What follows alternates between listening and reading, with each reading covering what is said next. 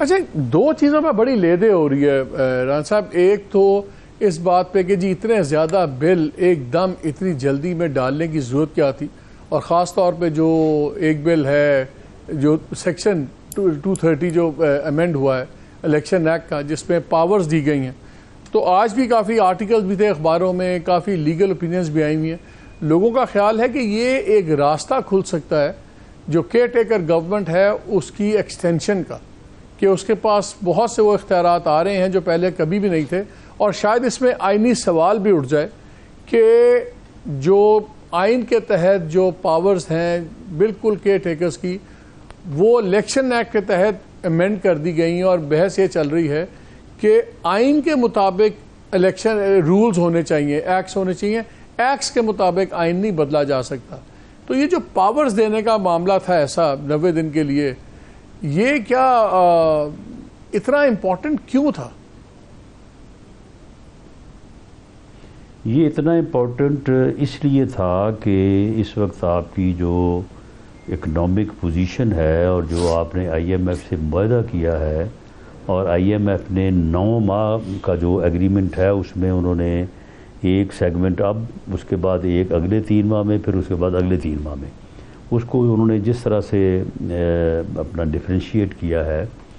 تو اس میں اگر کیئر ٹیکر سیٹ اپ کے دوران یہ معاملہ زیر غور آتا ہے اور کیئر ٹیکر سیٹ اپ کہتا ہے کہ جی ہمارے پاس تو اس کے اوپر بات کرنے کا اختیار ہی نہیں ہے، تو وہ ایگریمنٹ جو ہے وہ پھر جو ہے وہ ڈیمیج ہو سکتا ہے. اور اس کا ڈیمیج آپ کو پتہ ہی ہے کہ وہ مارچ 2022 میں جو ہے وہ عمران خان نے اس ایگریمنٹ کو ڈیمیج کیا تھا، اور اگلے 1 سال ہم نے پھر اس کو کس طرح سے بھگتا ہے. تو اس لیے ملک کی اکانومی کو اور جو معاملات سموتھ طریقے سے اب چلائے جا رہے ہیں ان کو انٹیکٹ رکھنے کے لیے یہ کرنا ضروری تھا. اور اس میں باقاعدہ اس بات کی تشریح کر دی گئی ہے کہ وہ صرف ان معاہدوں کے اوپر ہی بات کرے گی جو پہلے منتخب گورنمنٹ کر چکی ہے، وہ کوئی نیا معاہدہ نہیں کرے گی. تو اس میں اب وہ جو ایک ابہام یا ایک جو ہے وہ اندیشے کا اظہار ہو رہا تھا، اس کلیریفیکیشن کے بعد تو اب تو بالکل اس میں یہ تو اب خواہ بخواہ جو ہے وہ اعتراض برائے اعتراض ہے، اب ایسی کوئی صورت نہیں ہے. اچھا، یہ بتائیں، یہ جو آرمی ایکٹ میں آج چینجز آئی ہیں، اب اس پہ ایک نئی بحث یہ چھڑ رہی ہے کہ جی جو یہ سیکرٹس بتانے میں یا کوئی بندہ کوئی چیز افشا کرتا ہے تو وہ جو 5 سال کی سزا ہے، یہ پرسن اسپیسیفک امینڈمنٹس آپ لوگ لے کے آئے ہیں جس کا ڈائریکٹلی عمران خان سے تعلق ہے. کیونکہ جو اس کی ایک شک ہے 26A جو ایڈ ہوئی ہے، وہ کہتا ہے کہ کوئی بھی اگر کوئی ڈسکلوز کرتا ہے انفارمیشن آفیشیل کیپیسٹی میں جو سیکیورٹی پریجوڈیشل ٹو سیکیورٹی ہو، انٹرسٹ آف پاکستان یا آرمڈ فورسز، تو اس کے مطابق پھر 5 سال تک سزا بھی ہو سکتی ہے. تو یہ کیسے تاثر دور کریں گے کہ عمران خان اسپیسیفک نہیں ہے اس ٹائم پہ؟ کیونکہ آئے اس میں شک میں کوئی پرابلم نظر نہیں آ رہی، شک بالکل ٹھیک ہے لیکن ٹائمنگ کی وجہ سے سوال اٹھ رہے ہیں. اس میں ریٹروسپیکٹیو افیکٹ دیا گیا ہے نہیں، لیکن ابھی تک تو خاصا پہ تو کئی کیسز ابھی بنے بھی نہیں ہوئے نا، ابھی تو کیسز بن رہے ہیں. ابھی تو وہ یہ تو ابھی تو بن تو سکتا ہے نا کیس.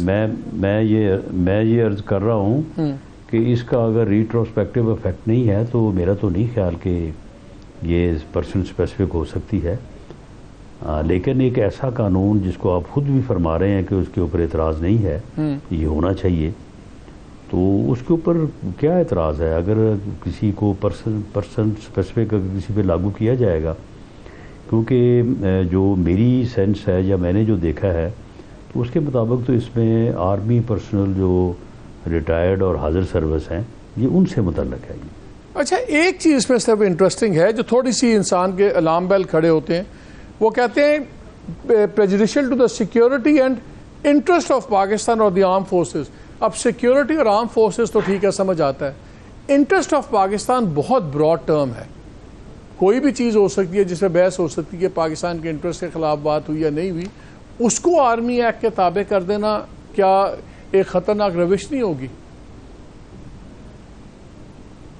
نہیں، انٹرسٹ آف پاکستان جو ہے وہ میں سمجھتا ہوں کہ وہ کیوں نہیں سیف گارڈ ہونا چاہیے.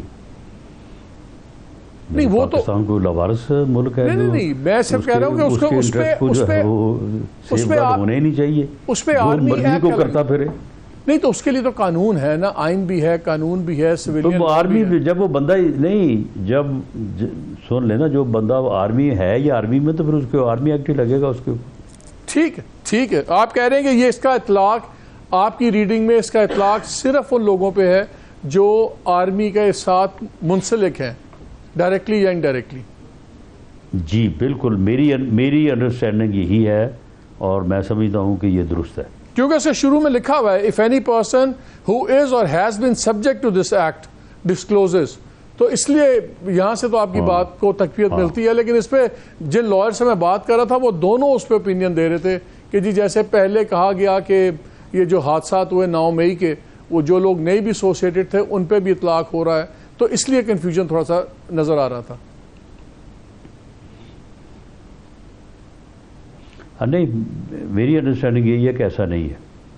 رانا صاحب یہ بتائیں، ایک تو بڑی کنفیوژن پڑی ہوئی ہے، ابھی تک میاں صاحب کی اور زرداری صاحب کی کتنی میٹنگز ہو چکی ہوئی ہیں؟